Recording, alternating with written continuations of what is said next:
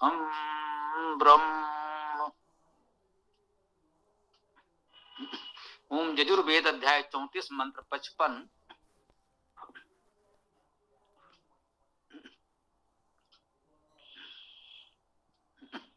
ओम सप्त ऋषिया प्रतिहिता शरीरे सप्त रक्षन्ति सदम प्रमादम सप्त यापा स्वपतो लोकमीयुः तत्र जागृतो अस्वप्नजो सत्र सदो च देवौ।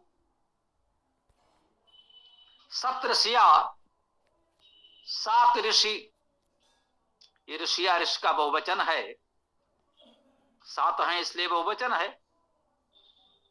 सात ऋषि हैं प्रतिहिता शरीरे, ये शरीर में प्रतिहित हैं।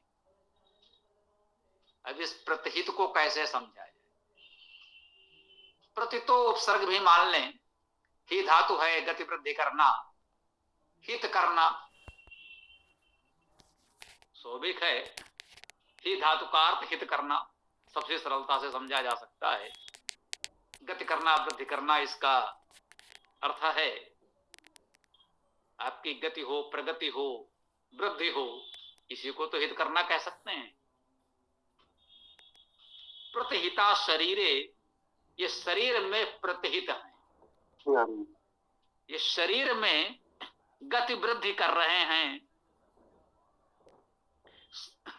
शरीर में गति वृद्धि करने वाले सात ऋषि हमारे शरीर में गति वृद्धि करने वाले हैं, हित करने वाले हैं, प्रतिहिता प्रतिष्ठित हैं। ये प्रतिष्ठित हमने कहा प्रतिहिता को। प्रतिहिता को सम उपसर्ग और ने उपसर्ग कर दें तो क्या होगा? हित में सन्निहित हो जाता है। ये सन्निहित शब्द हमने इसलिए कहा कि ये शब्द इस समय प्रचलित है। ही धातु है, ता प्रत्यय है, हित शब्द है, हम सब परिचित हैं, उसमें और व्याकरण नहीं समझाएंगे। हित हम सब जानते हैं, हर कोई अपना हित तो जानता ही है।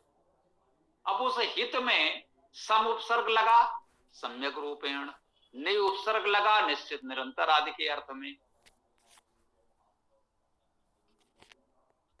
सन्निहित का क्या अर्थ लेते हैं हम लोग?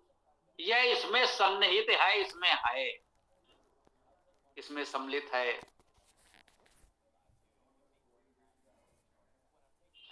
जो हमारा हितकारी है वो हमें सम्मिलित हो, सन्निहित हो, प्रतिष्ठित हो। इसी भाव में ये प्रतिहिता शब्द भी संभवतः बना है, ऐसा मुझे प्रतीत हो रहा है। प्रतिहिता शरीरे, ये शरीर में प्रतिष्ठित है। सप्त ऋषिया प्रतिहिता शरीरे, ये सात ऋषि शरीर में प्रतिष्ठित हैं। बात वही है, ये सात ऋषि किसे कहा जा रहा है ये समझेंगे। इसी मंत्र में समझ में आ जाए तो अच्छी बात है, नहीं कहीं और खोजेंगे। सप्त ऋषिया प्रतिहिता शरीरे, सात ऋषि इस शरीर में प्रतिष्ठित हैं। सप्त रक्षन्ति सदम अप्रमादम, ये जो सात हैं वो करते क्या हैं? ये सात ऋषि शरीर में प्रतिष्ठित तो हैं, अब करते क्या हैं? सप्त रक्षन्ति, ये सातों रक्षा करते हैं।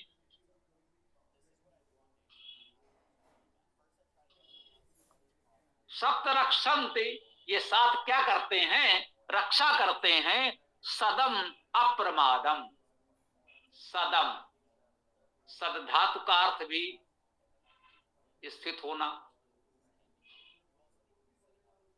चलना भी है। बहुलम छंदस्य के विधान को ध्यान में रखें तो हो सकता है कोई विद्वान इस सदम का अर्थ सदा से भी कर दे। सदा अव्यय है, लौकिक संस्कृत में है, वैदिक संस्कृत में भी मिल जाएगा। सदा का अर्थ हम सब जानते हैं, सदा सर्वदा रहने वाला, सर्वकाल में रहने वाला। कह सकते हैं उसका ये वैदिक रूप सदम हो सकता है। हाँ, असंभव तो नहीं है, हो सकता है।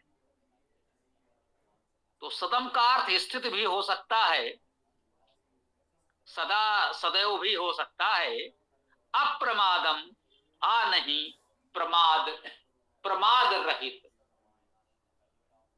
प्रमाद रहित होकर ये सातों रक्षा करते हैं।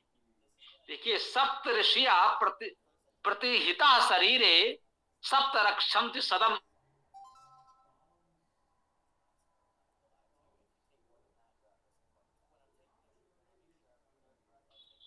सदा स्थित रहकर हमारी रक्षा करते हैं। सप्तयापा, ये फिर सात आ गए। अब की कहा सप्त आपा, ये आपा है। आपा शब्द का क्या अर्थ हो सकता है? आपा शब्द में भी उपसर्ग लगाइए तो हो जाएगा व्यापा। सर आप हम कब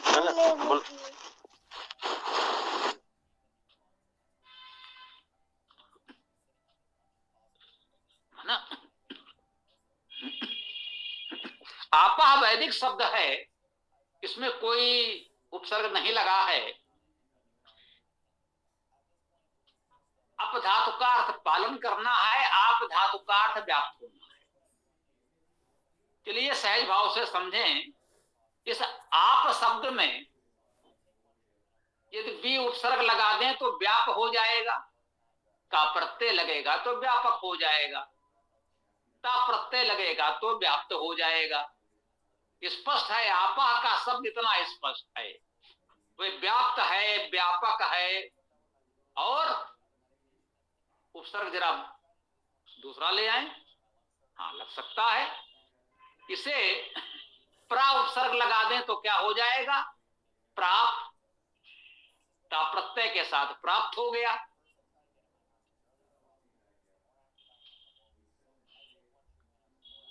प्रा उपसर्ग के साथ ये प्राप्त हो गया, प्राप्त हो गया हमें। तो ये व्याप्त है,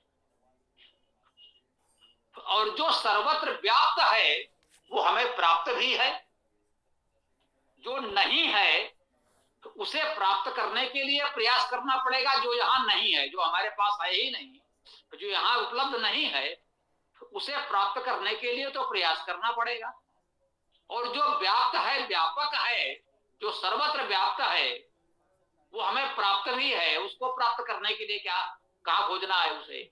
वो व्यापक है, व्याप्त है अर्थात प्राप्त भी है। तो व्याप्त में प्राप्त का अर्थ भी है। तो क्या कहा? सप्त आपा, सात व्यापक, सात प्राप्त, ये भी कह सकते हैं। अब ये सात कुछ और है जो व्यापक है और हमें प्राप्त है। स्वाभाविक है, व्यापक है तो प्राप्त भी है। स्वपतो, ये स्वपतो है, स्वपतः। स्वपतः का अर्थ सोते हुए, स्वप धातु का अर्थ सोना है, शयन करना है, निद्रा लेना है। इसी से स्वप्न शब्द बनता है। स्वप्न का अर्थ शयन करना, निद्रा लेना ही है। स्वपतः, ये तो सो गए, सोते हुए। ये सात व्यापक हैं, वे सोते हुए भी लोकम ईयु, लोक को प्राप्त हो गए। ईयु प्राप्त करते हैं। ये धातु का अर्थ गति करना है। गति के अर्थ में जाना, चलना, प्राप्त करना, जानना, ये अर्थ उसमें निहित होते हैं। ये सभी व्याकरणाचार्य, सभी भाष्यकार, सभी विद्वान मानते हैं। इसमें कोई भ्रम करने की आवश्यकता नहीं है कि आपने कहां से बता दिया। जितने गति अर्थक धातु में है, गति के अर्थ वाले जितने धातु में है, सब में जाना चलना के साथ साथ पाना और जानना का अर्थ भी होता है, प्राप्त करना और जानना का अर्थ भी होता है। लोकम ईहु, लोक को प्राप्त कर लेते हैं। लोक धातु का अर्थ देखना है, दृष्टि को प्राप्त कर लेते हैं, या जो कुछ दिखाई पड़ रहा है उसी को लोक कहते हैं, उसे प्राप्त कर लेते हैं। सप्तयापः स्वपतो लोकम आयु, ये सोते हुए भी प्राप्त कर ले रहे हैं।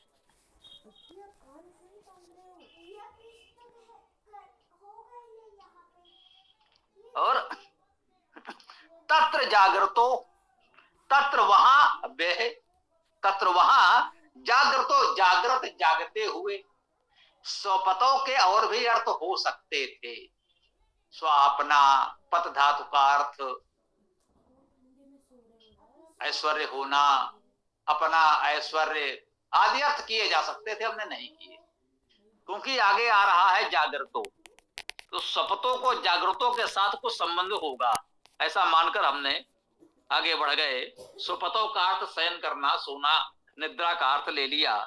तो कह रहे हैं तत्र जागृतो, वहां जागते हुए, अस्वप्न जो, वहां तो स्वपतो था, यहां अस्वप्न जो, ये अस्वप्नज हैं जो नहीं सो रहे हैं, निद्रा रहित से उत्पन्न है। जागृत पहले आ गया, उसको और स्पष्ट करने के लिए एक शब्द लिख दिया गया अस्वप्न जो, निद्रा रहित होकर जागते हुए, जो जाग रहे हैं, निद्रा में नहीं हैं, उनसे ही उत्पन्न होते हैं। सत्र सदौ, सत्र में स्थित प्रतिष्ठित, च देवौ, च और देवौ, देव। अब ये देखिए, देवौ द्विवचन में है, सत्र सदौ द्विवचन में है, अस्वप्न जौ द्विवचन में है, ये तीन शब्द द्विवचन में है। जागृतो एक वचन में है, तो जो एक वचन में है वे एक दूसरे के विशेषण हो सकते हैं, जो द्विवचन में है वे एक दूसरे के विशेषण हो सकते हैं। जो देवो कहा गया, ये देव युगल है, ये देव युगल के विशेषण है स्वप्न जो, सत्र सदौ। ये सत्र में स्थित हैं।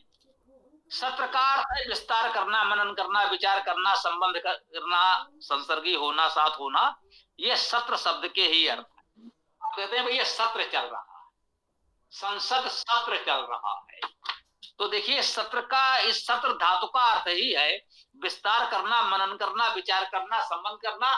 सब लोग संबंधित होकर, एकत्र होकर बैठ करके मनन करते हैं, विचार करते हैं, तो उसी को सत्र कहते हैं।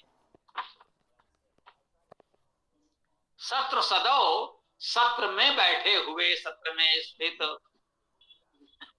अस्वप्न जो, जो सो नहीं रहे हैं, जो निद्रा में नहीं है, निद्रा से उत्पन्न ये देव युगल सत्र में स्थित हैं। वे जागृतो, जो जागृत हैं,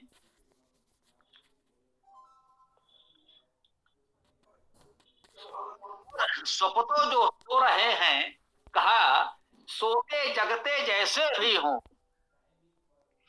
ये सात व्यापक लोग को प्राप्त कर ही लेते हैं, ये देवगण है।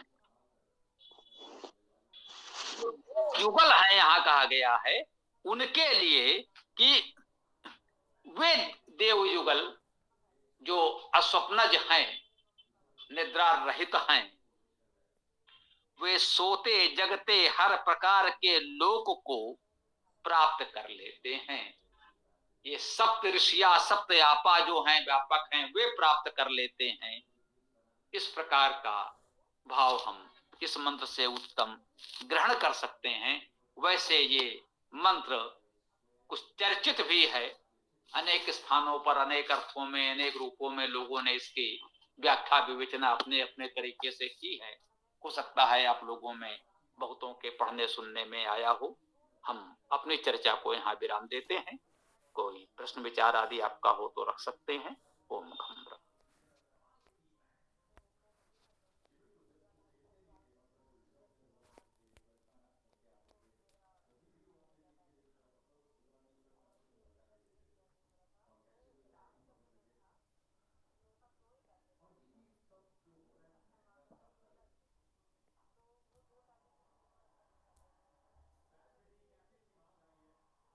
आचार्य जी नमस्ते। सप्तऋषि 7 ज्ञान इंद्रियां होगी शरीर में, किसको कहा गया सप्तऋषि?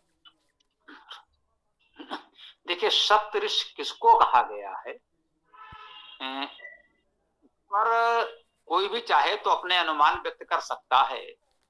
जहां तक ज्ञानेन्द्रियां कर्मेंद्रियां का प्रश्न है, वेद में तो ऐसा कुछ उल्लेख संभवतः न मिले, लेकिन जहां मिलता भी है वो 5 ज्ञानेन्द्रियां और 5 कर्मेंद्रियों की बात करते हैं, तो यहां तो 7 हैं।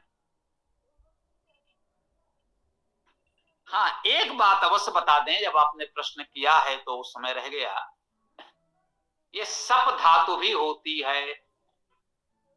सप धातु का अर्थ सामान्यतः समूह बनाने से भी होता है, तो सप्त शब्द का एक अर्थ समूह भी होता है।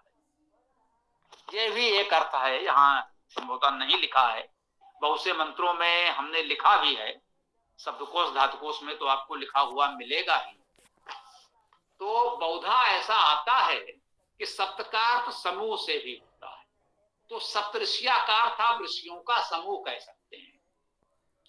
ऋषि का अर्थ ही है, ये भी गत्यर्थक धातु है, रि और ऋष भी। तो आपकी गतिशीलता प्रगतिशीलता, या हमने कहा गत्यर्थक धातुओं में जानना और पाना का अर्थ निहित है। आपकी जो जानकारियां हैं, विद्या है, जितना आप जाने समझेंगे वही आपके लिए अपने ऋषि हैं, जो आपके शरीर में प्रतिष्ठित होंगे, और वही आपके लिए सब कुछ प्राप्त करेंगे। ऐसा भाव भी ग्रहण करना चाहिए। ओम।